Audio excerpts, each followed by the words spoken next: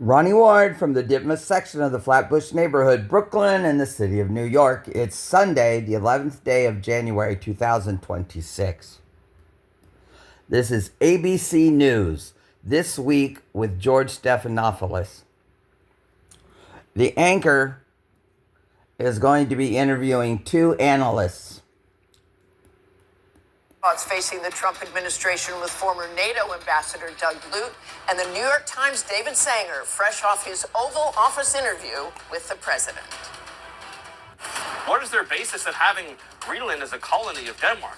The United States is the power of NATO. For the United States to secure the Arctic region, to protect and defend NATO and NATO interests, obviously Greenland should be part of the United States. There's no need to even think or talk about this in the context that you're asking of a military operation. Nobody's going to fight the United States militarily over the future of Greenland. That was the Trump administration's Stephen Miller making the case for the U.S. takeover of Greenland. I'm joined now by former U.S. Ambassador to NATO, retired Lieutenant General Doug Lute, and New York Times White House and National Security Correspondent David Sanger. And David, you were in the Oval Office with a couple of other New York Times reporters this week for a pretty remarkable interview with the president. Set the scene. Well, it was remarkable. The Times' relationship with the president, as you know, has been a little bit fraught at times. He's sued the Times on several occasions. But he's also very willing to sit down and talk about his foreign policy issues at length. And we went in for a general interview that started at 5 p.m. and ended a little after 9. Well, and part of that interview, and I know you recorded the audio, he was asked whether, this is a fascinating answer, whether there were limits to his global powers. Let's listen. Do you see any checks on your power on the world stage? Is there anything that could stop you if you wanted to? Yeah, there's one thing. My own morality, my own mind. It's the only thing that can stop. Not international law. And that's very good. I don't need international law. I'm not looking to hurt people. I'm not looking to kill people. David? It was a great question by Katie Rogers you heard there.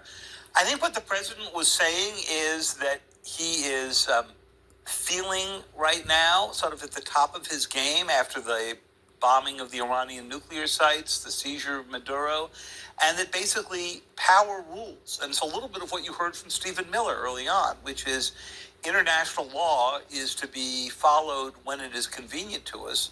But in the world we live in today, in Trump's mind, it's the big superpowers with the capability to do what they can, and everyone else is going to have to just accommodate. And Ambassador Lute, you, David was in an Oval Office for a couple of hours. You were in and out of Oval Offices much of your career with two presidents, George Bush and Barack Obama. When you hear a statement like that, what's your reaction? Well, I think all of those presidents that you mentioned, Martha, have had as their number one priority the security of American interests and security of American people. I'd argue that it's international law that actually provides that security. It provides a base of stability and predictability, not only for us, but for the rest of the world as well. So I don't think there shouldn't be a contrast between international law and American security. There actually should be mutually reinforcing. And David, I want to move on to something else he said. He talked about Venezuela as well, but was also asked about what kind of message that what happened in Venezuela sends to Vladimir Putin about Ukraine and China's President Xi about Taiwan. Let's listen. Xi would tell you Taiwan's a threat to China, that it's a separatist operation. He considers it to be a part of China, and that's up to him what he's going to be doing. But, you know, I've expressed to him that I would be very unhappy if he did that. So what I was trying to get at here was, had the president thought about the second-order effects of the operation in Venezuela, the seizure of Maduro, this kind of remote control version of occupation that we're doing, and how Xi and Putin might take that? And I think what his answer revealed, Martha, was that he is perfectly willing to let Xi determine Taiwan's future. He has said, we would prefer you don't do it. But that answer was not rife with Xi needs to know the United States would come to Taiwan's defense. They've got to be getting a message, right, Doug? Well, look, I think neither President Xi nor President Putin need an excuse or an example, a pretext for actions that they see in their interests.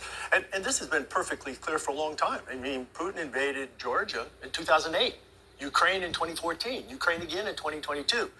Xi threatens routinely the sovereignty of Taiwan, and it has aggressive actions in the South China Sea. So neither one of them needs an example. And finally, David, Greenland, we heard what Stephen Miller said there, heard what Rand Paul said about that as well. I'm not going to play it, but I want to say what Trump said. I think that ownership gives you a thing that you can't do, whether you're talking about a lease or a treaty. Ownership gives you things and elements that you can't get from just signing a document. So what do you think he's going to do then? So at one point, he said, look, it's just psychological with me. I just want to own it. And I just kept thinking to myself, here is a man who rose as a real estate developer in New York. He knows the difference between owning and leasing. I've been to Greenland just a few months ago. There's nothing that we need to accomplish we couldn't do by reopening the bases that the U.S. has had there for That's years. exactly what I was going to ask Ambassador Lute. I mean, the national security concerns, there are national security concerns, but is there anything we can't do? That's right. I mean, we have national security concerns in and around Greenland. I mean, the Arctic Sea is becoming increasingly trafficable because of ice melting and so forth, the security of the North Atlantic, the potential for tapping critical minerals in Greenland. All of these are important. But this is an open door, Martha. And I wish the president would consider simply walking through it rather than blowing it down. And David, we have like 10 seconds. Just wrap up your thoughts of what that was like in the Oval Office. You know, a lot of people thought that Donald Trump was an isolationist. He's anything but. He's an interventionist, and we have discovered that he's got some imperial tendencies to him. And they've all been on display, and he's around for the next 3 years, and I think you'll probably see more. Probably will. Thanks for joining us this morning. I think it's very offensive that the White House used taxpayer dollars and the taxpayer website to blame Capitol Hill Police for what happened on January 6th. I mean, I understand the revisionist history that the president has tried to promote, but I think the overwhelming majority of the American people know what they saw that day, and I know what I saw that day. Former Vice President Mike Pence criticizing the new White House website unveiled on Tuesday, the 5-year anniversary of the January 6th attack on the U.S. Capitol. The website rewrites the history of that day, describing the pro-Trump marchers as orderly and spirited, while accusing Capitol Police of deliberately escalating tensions with their response. The website also describes Pence presiding over the 2020 election certification as a betrayal of the president. The roundtable is up next. We'll be right back.